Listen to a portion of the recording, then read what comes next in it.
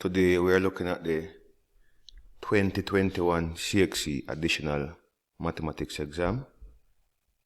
Let us just jump into the solutions right away.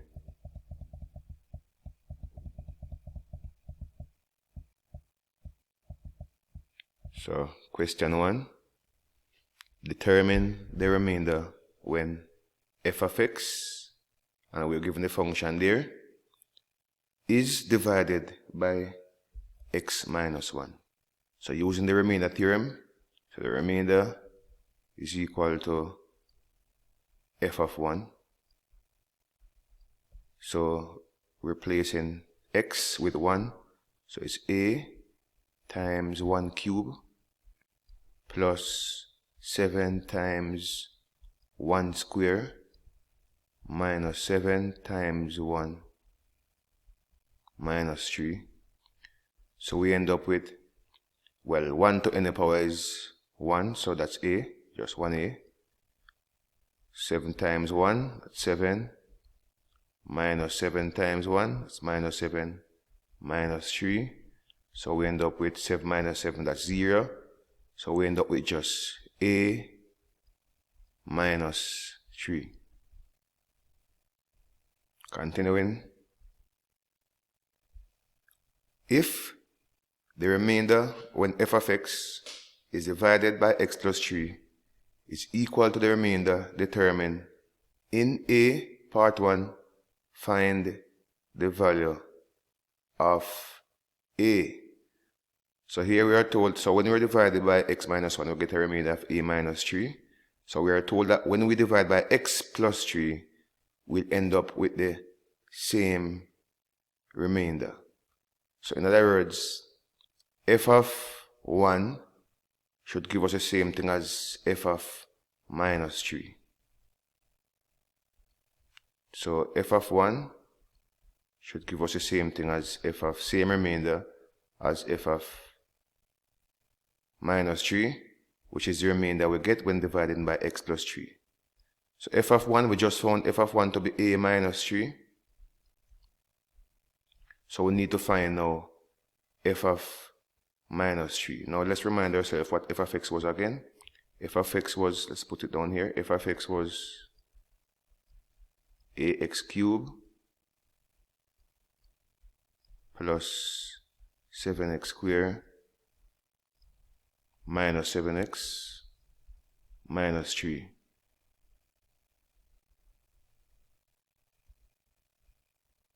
So we just found f of 1, a minus 3. We are told that it's equal to the same remainder we get when dividing by x plus 3. So now we're going to find f of minus 3. So this time we are replacing x with minus 3 on the right hand side. So a is minus 3 all cubed plus 7 minus 3 all square minus 7 times minus 3 minus 3. So in the function, we are replacing all the x terms with minus 3. So we end up with a minus 3 is equal to, now, minus 3 to the power of positive 3, that's negative 27, so negative 27a. Minus 3 squared, that's 9. 9 times 7, that's 63.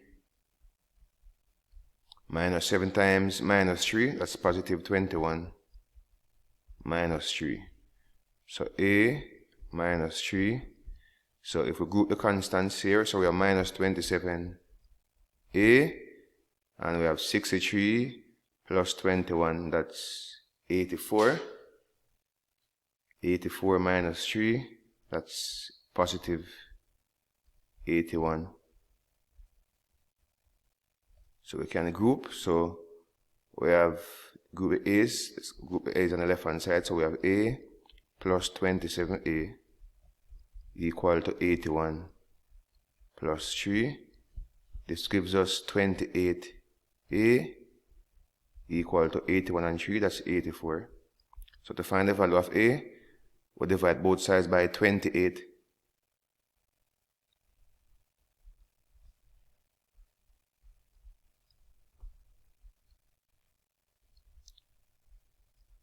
So 84 divided by 28 gives us positive 3. Let's move on.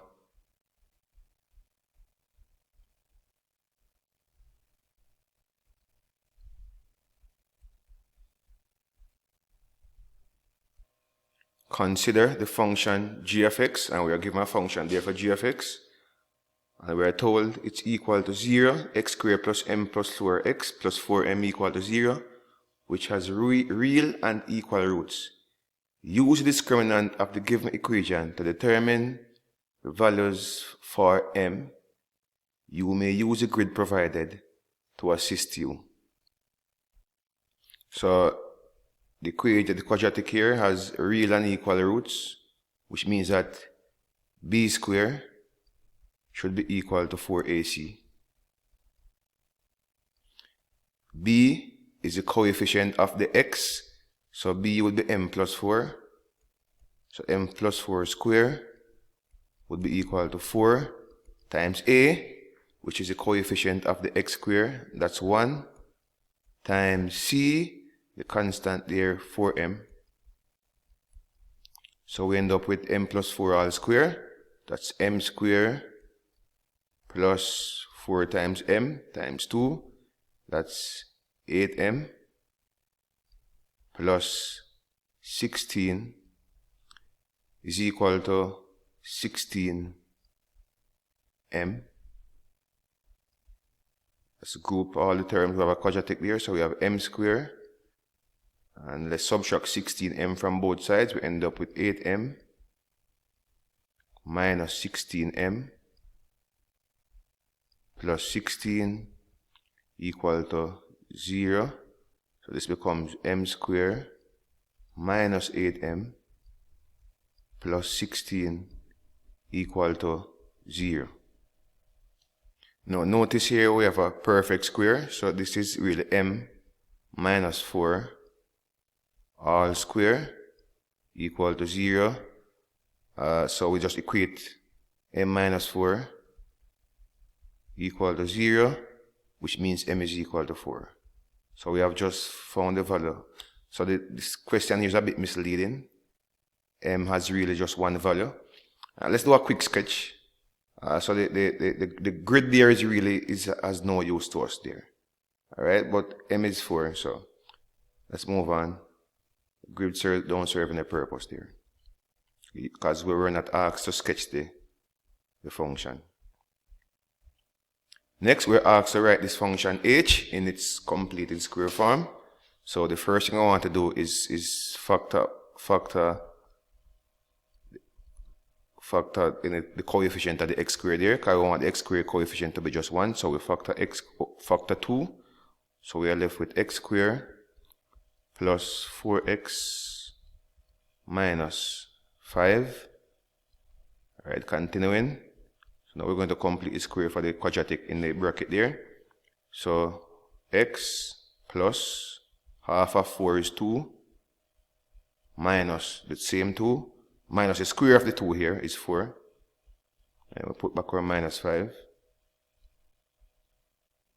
So we can distribute the 2. So we end up with 2 x plus 2 all square. 2 times minus 4, that's minus 8. 2 times minus 5, that's minus 10. So this becomes 2 x plus 2 all square minus 8 minus 10, that's minus 18. Next, we're asked to state the minimum value of the function h. So the minimum value is just the value that we have left outside here, k, which is minus 18. Let's continue. Determine the value of x, for which h is a minimum, is the value which makes the bracket 0. So that the value there is x minus x is x equal negative 2. So x equal negative 2 is the value for x which makes the function a minimum. Question 2. So we also solve a logarithmic equation there. Let's rewrite this. So of course we can combine both logs. So remember that log A minus log B, one of the laws of logarithm, is equal to log, and we combine them by putting A over B. So in the same way, we can combine these two logs, which is base 2, so log base 2, and this would be like the A, and the other one would be like the B. So we put 6 plus root 12 over 3 plus root A. So that's what the left hand side is, equal to the right hand side, log 10. And log 10, the assumption is that log is base 10.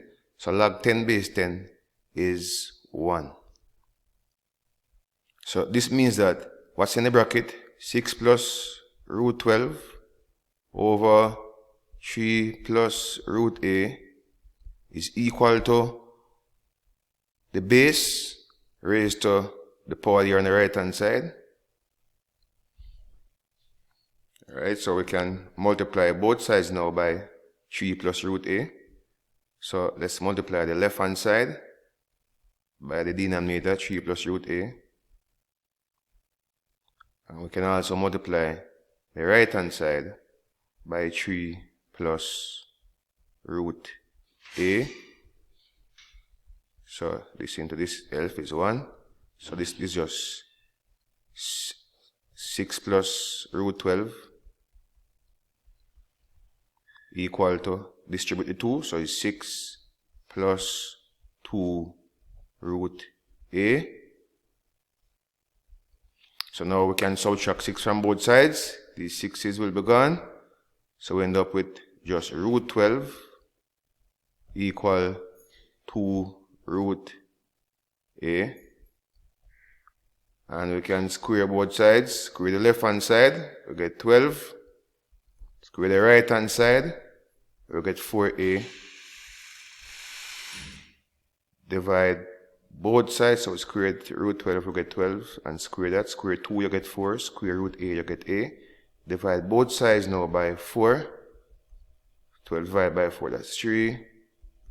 4 into itself, that's 1. So it's just solution A equal to 3.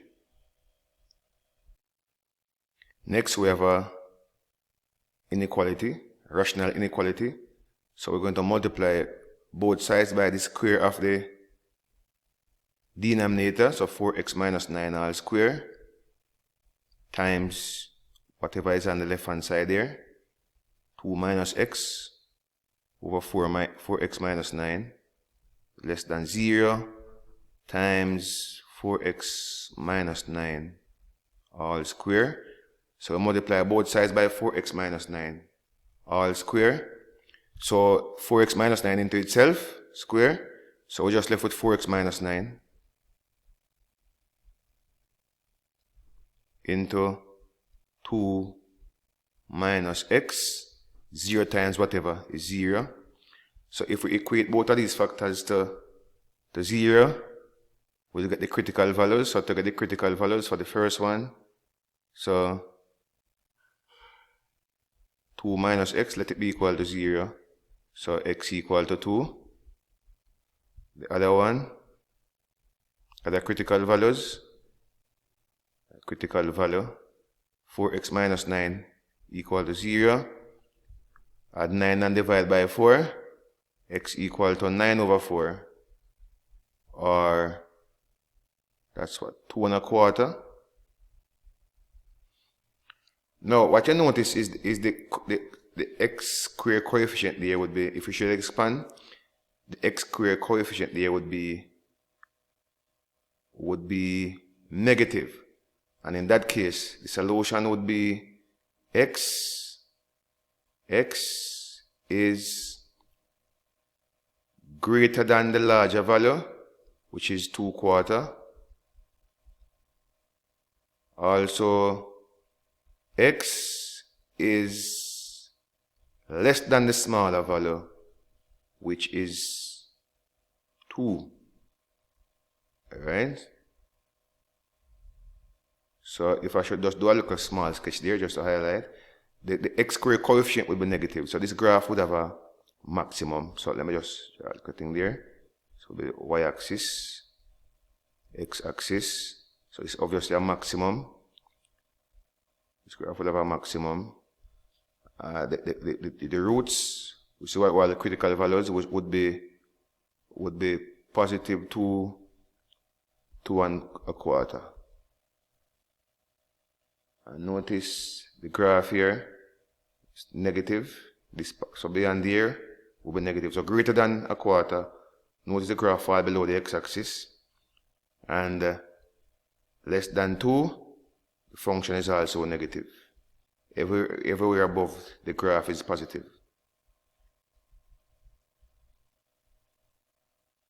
And another thing, you can always test your solution. So we're claiming that x is a larger value than 2 1/4. Let's try a random value that's bigger than 2 1/4. 3. If you try 3, you'll get 2 minus x at the top, which is -1, over 4 times 3, 12. 12 minus 9, 3. So that's -1/3, which is actually less than 0. Alright, so we are confident that the solution for this inequality are x values which are bigger than 2 1/4 and x values which are less than 2. Again, if I try a value less than 2, like let's say you try a value less than 2, a random value like say for example 1. If you substitute 1 into this, you'll get 2 minus 1, which is 1, upon 4 times 1, which is 4 minus 9, that's -1/5, which is also less than 0. So that's our solution. Next,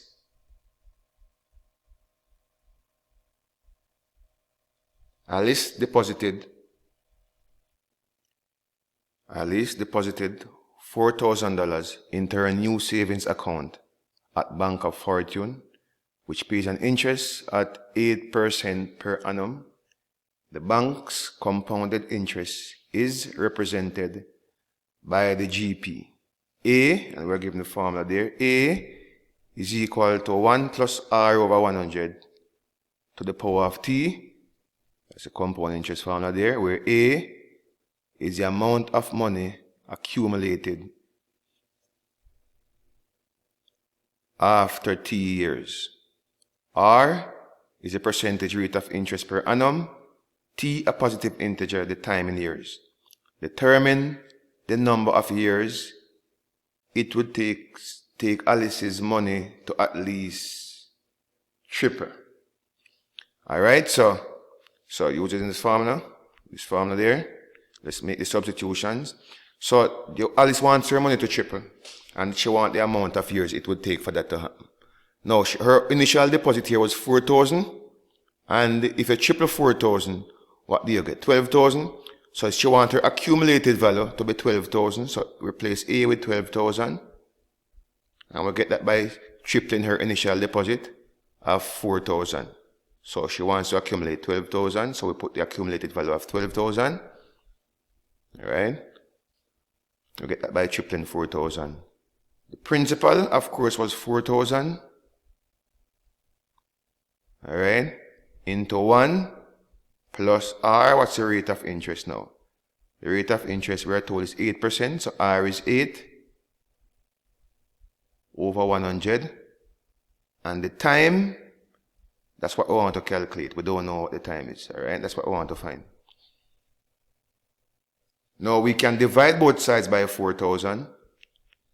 So divide the left hand side by 4,000. 12,000 divided by 4,000. That's what? 3. And the right hand side divided by 4,000.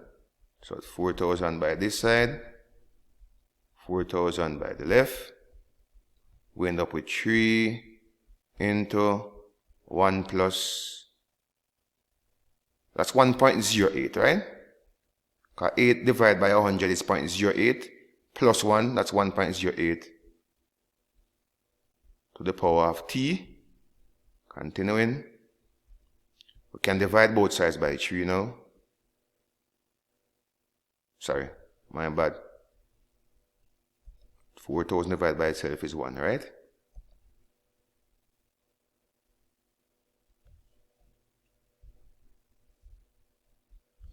Alright, so we can log both sides.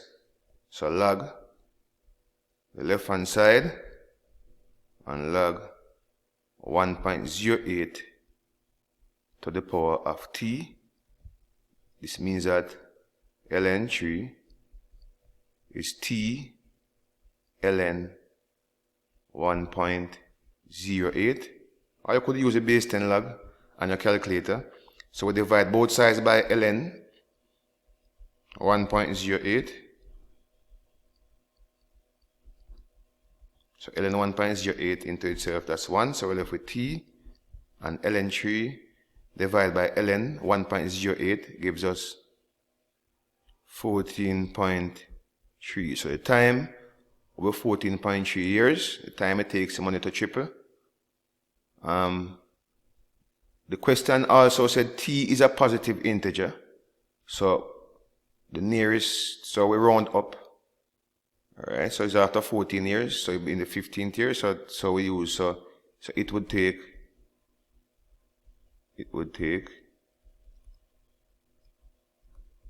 at least 15 years. Alright, so we round up, because remember, it wouldn't triple after 14 years, because it will triple after 14.3 years. But we want the integer, so at least we triple it would take at least 15 years to triple. Her cash. Let's continue. So we at section 2, question 3. Alright, let's get into question 3.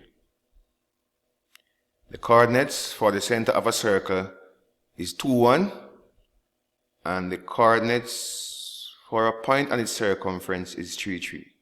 Determine the equation of this circle in the form. So let me do a little sketch. Always nice to do like a sketch when doing this question. So the center of the circle is 2, 1. We'll call the center O. And a point on the circumference, call this point P. A point on the circumference is 3, 3.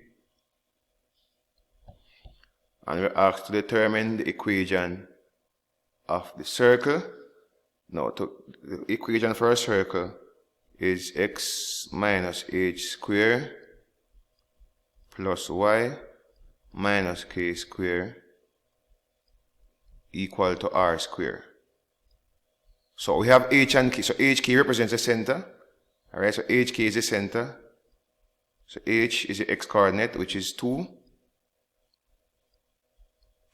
And y, k is the y coordinate, which is 1. So what we need now is r squared. Now r represents the radius. So the radius, so we need the length of the line OP. Alright, which is the radius. So the radius, the formula here is square root of x2, x1, well, that's x1 or x2, it doesn't matter. x1 minus x2 all square plus, let's separate this, y2 minus y1 all square. So the radius will be the square root. This formula. So I'm going to call this x1, y1, x2, y2. So x1 minus y1, x1 minus x2, that's 3 minus 2 square. And y2 minus, well, that's y1 or y. It doesn't really matter, because whether you're going to square it, so it's going to become positive in the end. So it's really well, put y1 minus y2, even though it really doesn't make a difference. Alright, so y1 minus, so that's 3 minus 1 all square. So we end up with r equal to the square root. 3 minus 2, that's 1. 1 square is 1. Plus 3 minus 1 is 2. 2 square is 4. And even if you had used 1 minus 3, you get negative 2, you square it, you still end up with 4. So r is equal to root 5. R is equal to root 5. So r square would be 5. So therefore r square would be 5. So square both sides. So r square would be 5. Alright, so that's our equation, but the question asks us to expand it. So let us expand it. So expand this, we get x squared minus 4x plus 4. Expand the other one, we get y squared minus 2y plus 1 equal to 5. Alright, so let's do some grouping here now. So we have, so the format says we put the x squared and the y squared first. So we have x squared, and we have y squared, and we have the x term now. So you have minus 4x, and you have minus 2y, What else we have? Let me just. Now if you notice, on both sides, so we have 5. 1 and 4, 5, and we have 5 on the right hand side. So if we subtract 5 from both sides, subtract 5 from the left hand side, you're just left with 0, no constant. You subtract 5 from the right hand side.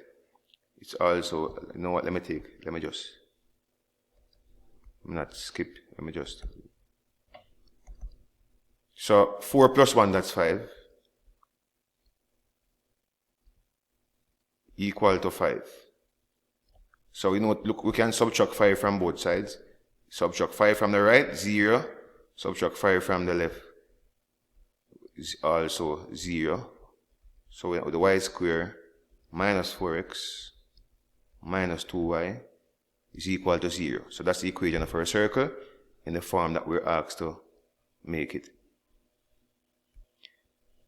Next, we are told that the circle intersects the x and y axes at 3 points. Determine the coordinates of the 3 points of intersection. Alright? So, the circle, or any graph, intersect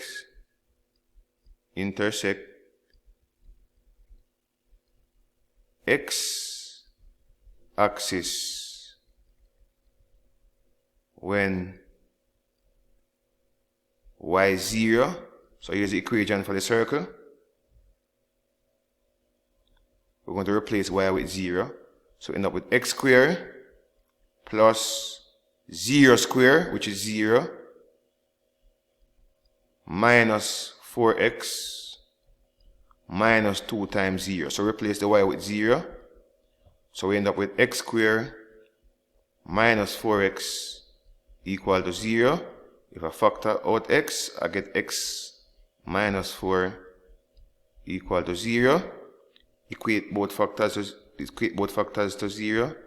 So we end up with x equal to 0 or x minus 4 equal to 0. So x equal to 0 or x equal to 4.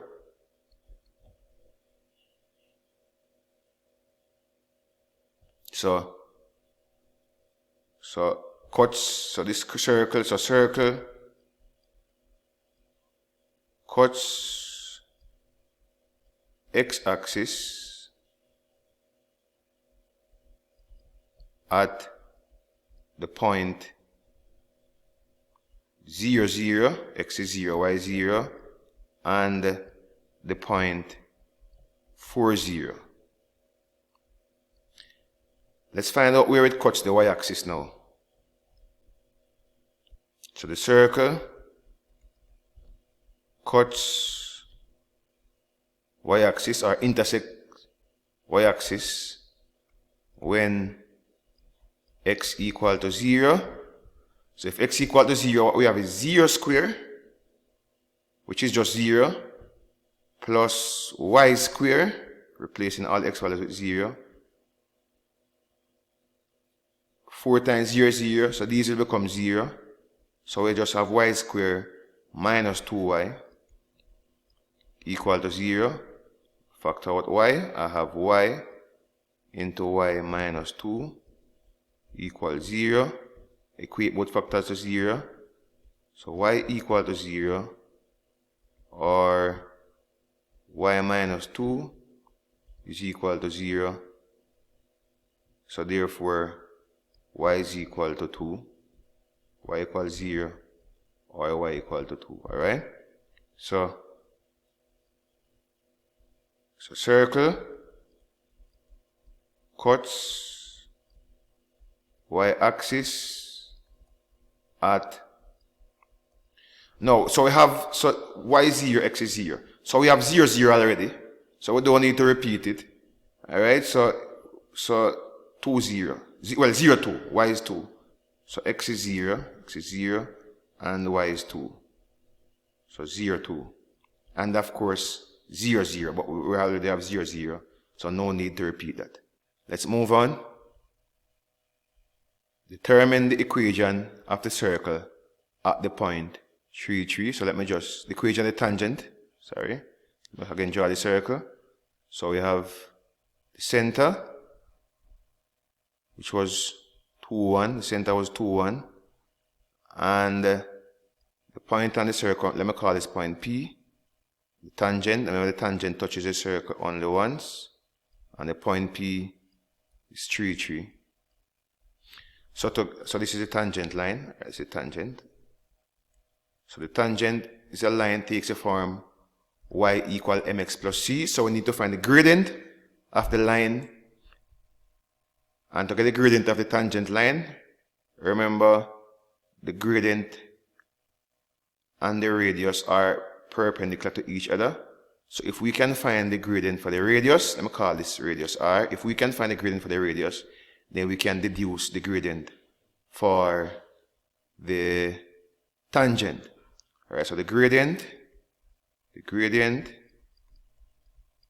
of the radius is equal to, let me call this x2, y2, x1, y1.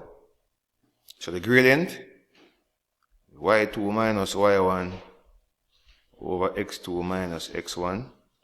So that's 3 minus 1 over 3 minus 2. That's what? 2 over 1. So the gradient is 2 over 1, which is 2. So the gradient, so therefore, the gradient, which we call m, of the tangent is the negative reciprocal. So it will be negative a half. Alright, remember the gradient for the tangent and the radius, since they are perpendicular to each other, that should give us negative 1. I have to check negative half times 2, that's negative 1. So therefore, equation of tangent is y equal mx plus c, where m is negative a half. Now we're substituting the point here. We're substituting the point 3, 3. X is 3, y is 3, because the tangent would pass through that line. Let's substitute to get the value of c. So we end up with 3 equal negative a half times x, which is 3, plus c. So we're continuing over here. So this is 3 equal minus 3 over 2 plus c. And we can add 3 over 2 to both sides. We end up with 3 plus 3 over 2 equal to c. That's what? 3 over 2, that's 1.5, and 3, that's 4.5. So that's 6, so 9 over 2. So c is 9 over 2. So therefore, equation of the tangent, equation of the tangent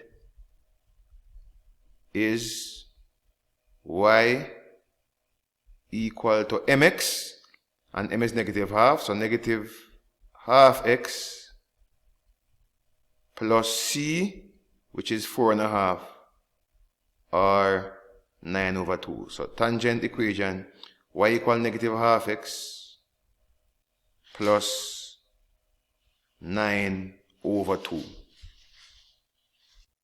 And of course, if you want to get rid of the fraction, you can multiply each term by 2.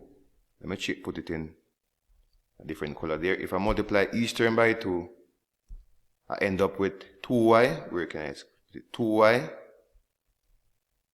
equal negative x plus 9. That's also another form you can put the equation in. So part B, the position vectors of 2 points, P and Q, relative to a fixed point O, are given by 2, negative 3, negative 4, 1. Determine the unit vector in the direction PQ, given your answer in its simplest form. So PQ, let me do a quick sketch here. So we have a point, so we have a O, and P, and we have a point Q. Let's do a look at sketch. So we have a triangle. So I want the vector PQ. So PQ would be equal to, we want the unit vector, but let's find PQ first. So PQ is PO. Notice you're moving, you get from P to Q, you'll go P to O, and then O to Q. So P to O, notice OP is 2, negative 3. So change in direction will give you a change in sign. So that's minus 2, positive 3. And OQ, same as it is, minus 4, 1. So when we add the x values, we get minus 6, and negative 2 plus negative 4, and 3 plus 1. That's 4.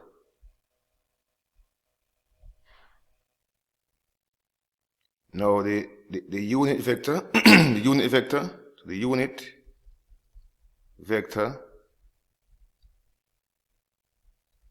of PQ is given by 1 over the modulus of PQ times the vector PQ, and the vector PQ is minus 6, 4, right? So it's 1 over the modulus times the actual vector, which is negative 6, 4. So let's find the modulus of PQ. So the modulus of PQ is square root. So I will square root of x squared plus y squared modulus. Right? So it's square root. If you notice the x, let me just separate it. Notice the x is the top number here, 6 squared, so that's negative 6 squared plus y squared, that's 4 squared. So that's a square root of 36 plus 16. That's a square root of 52. And if you wish, you can break up 52. 52 is what? Root 52 is 4 times 13. So I rewrite 52 as 4 times 13. So that's root 4 times root 13, which is 2 root 13. This is the simplest search I can get from it. So the unit vector here is 1 over 2 root 13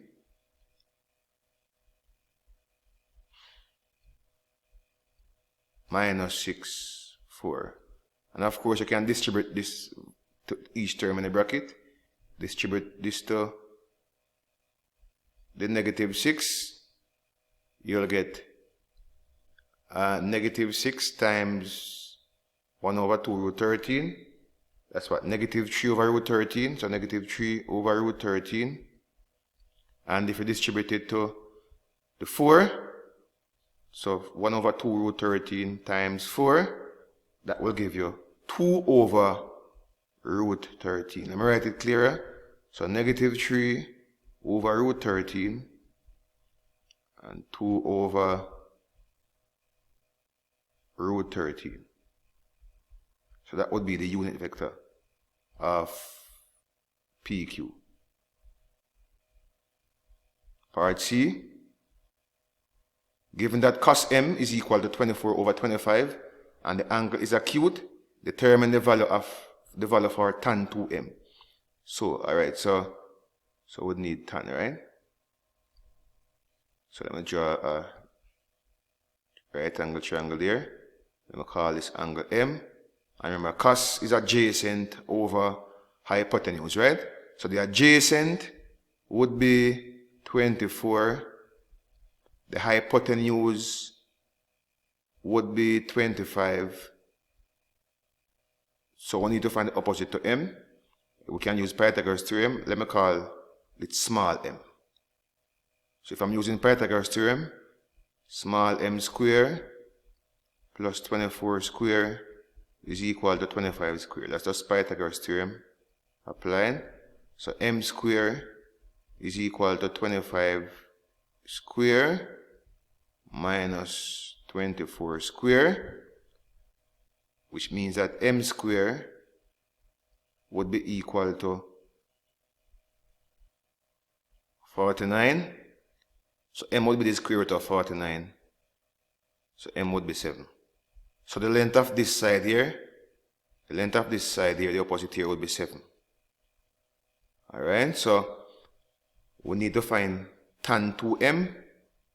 Now to get tan 2m, you need tan m first. Remember that tan is opposite over adjacent. So it's 7, which is the opposite, over the adjacent, which is 24. So tan m is 7 over 24. Now what's tan 2m? Tan 2m, we have a trig identify that. And if we go up to the formula sheet, let's go back up to the formula sheet. So notice you can get tan 2m from this addition formula here. Instead of a plus b, let's replace a plus b with m plus m to get the 2m. So it will be tan m plus tan m. So tan 2m will be 2 tan m over, so it's 1 minus tan m times tan m, 1 minus tan square m. Just by applying this addition formula here, instead of a plus b, you'll put inside the bracket m plus m, and you'll end up with this identity, the double angle identity for tan m. Alright, let's go back to the question. Alright, so tan m will be 2 tan m over 1 minus tan square m. So we have to find tan 2m, right? So this becomes 2 times tan m is 7 over 24. So 2 times 7 over 24 divided by 1 minus tan square m. That's 7 over 24 all square.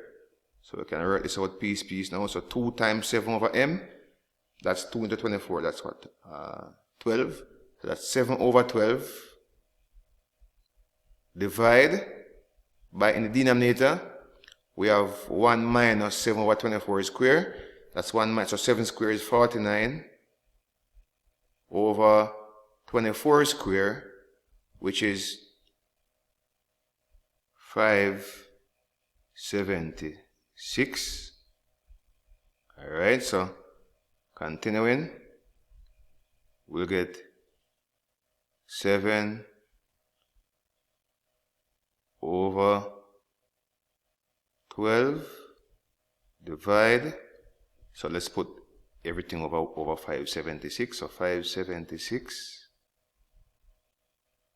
Alright, so 576 over itself minus 49, right? 49. So this becomes 7 over 12 divided by, now 576 minus 49 is 527. So this is 7 over 12 times 576 over 527. We end up with, so 12 into itself is 1. 12 into 576 is 48.